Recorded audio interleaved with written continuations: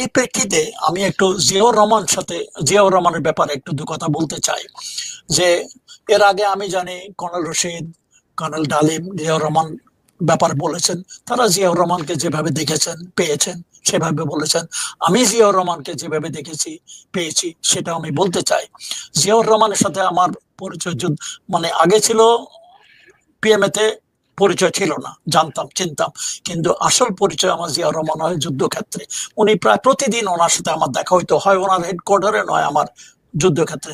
আমার প্রথম অপারেশনের পরে বড়লেখাতে এত সাকসেস হচ্ছে, পরের দিন উনি ক্যাপ্টেন ওলি সহ আইসা, he hug me and he said, you created history in our liberation war.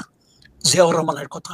উনি সবার সাথে হাত মিলে গেলেন। এবং আমার যে সহকারী যে ইন্ডিয়ান একটা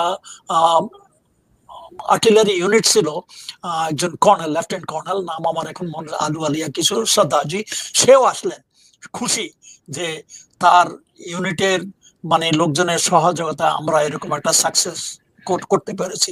সবাই কনগ্রাচুলেশন করলো। তারপরে থেকে তো আমরা যুদ্ধ করে করে, মানে আমি যেটা বলতে, জিয়াউর রহমানকে আমি তখন থেকে চিনি। পরবর্তী পর্যায়ে জিয়াউর রহমান যখন কুমিল্লার কমান্ডার, সেখানেও দেখা করতাম। ঢাকায় যখন বারবার ওনার সাথে আমার দেখা হইতো, আমি because I developed a close relationship with Ziaur Rahman. এবং কেন জানি যুদ্ধের থেকে আমি দেখলাম Ziaur Rahman he developed liking for me for whatever reason. এই জন্যে উনিও মাঝে মধ্যে আমার ক্যাম্পে আসতেন, কথা বলতেন, ট্রেনিং দেখতেন, আলোচনা করতেন। যদিও জিয়াউর রহমান কিন্তু একটু রিজার্ভ মানুষ, কথাটা কম বলেন, কিন্তু he opened up with me. At one stage I even discussed our war things. যদিও আমি ক্যাপ্টেন, উনি colonel, is my commander, I am a small officer. এক পর্যায়ে আমি জিজ্ঞেস করছিলাম ওনার ফ্যামিলির ব্যাপার, sir where is your family, I don't know, he didn't say anything. তবে ওই কথা বলার সময় আমি দেখতে পারলাম যে ওনার চোখ ভিজে গেছে। Obviously he didn't want to discuss father what is happening. আর আওয়ামী লীগ অনেক প্রচারণা চালাইছে যে জিয়াউর রহমান পাকিস্তানের পক্ষ হয়ে কাজ করেছে, পাকিস্তানের স্পাই হয়ে কাজ করেছে। আরে ভাই, পাকিস্তানের স্পাই হয়ে কাজ করলে সে তার 8 বেঙ্গলে যখন সে বিদ্রোহ ঘোষণা করে, সে পাকিস্তানি কর্নেল চাঞ্জুয়া টাঞ্জুয়া অন্যান্যদেরকে কলার ধরে টানে আনা কেন বন্দি করলো? সে কি পাকিস্তানি স্পাই হিসেবে সেসব করছে?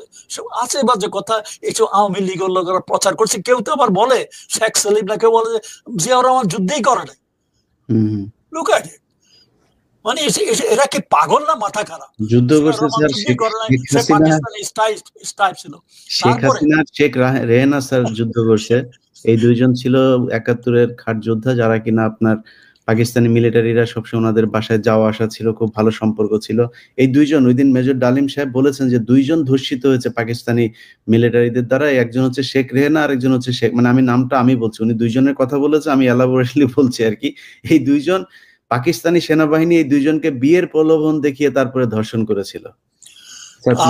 এই ব্যাপারে আমার কোনো মন্তব্য নাই, আমি এগুলো জানি না, তবে শুনেছি আমি কাহিনী। ইনফ্যাক্ট শেখ রেহানার বিয়ের প্রস্তাব 2 লাখের বিষয়টা নিয়ে স্যার আপনি একটু পরিষ্কার করে দেন স্যার। কি ব্যাপারে? 30 লাখ এবং 2 লাখ, এই ব্যাপারেও 30 লাখ এবং 2 লাখের ব্যাপারে আমি দুই একটা দিতে এখানে আছে। এখানে বিভিন্ন লোকের বিভিন্ন রকমের মানে স্টেটমেন্ট আছে। শর্মিলা বোস, তার একটা বই ডেথ রেকনিং, তার মতে 50,000 থেকে 1 লক্ষ, সরি 50,000 থেকে মানে 1 লক্ষ, তার স্টেট মতো। অবশ্য তার এটা চ্যালেঞ্জ করে, এটা কিছুতে হতে পারে না। তারপরে ব্রিটিশ জার্নাল বলেছে 25,000 থেকে 500,000। তারপরে এক আমেরিকান পলিটিক্যাল সায়েন্টিস্ট রোমেল, আর যে রোমেল, তার হিসাবে অ্যাবাউট 1.5 মিলিয়ন, মানে 15 লাখ মারা গেছে। তারপরে হামুদুর রহমান কমিশন পাকিস্তানে, সে বলেছে 26,000। আর শেখ মুজিব, এটা হচ্ছে স্যার পারফেক্ট, যে হামিদুর রহমান কমিশনের যে রিপোর্ট, সেই রিপোর্ট অনেক গ্রহণযোগ্য একটা রিপোর্ট ছিল। এটা ভারত পাকিস্তান পুরো সাবকন্টিনেন্টে এটাই সবচেয়ে গ্রহণযোগ্য বলেছে। তো সঞ্জয় 25,000, মানে এটা অকল্পনীয়, এটা হয় নাই।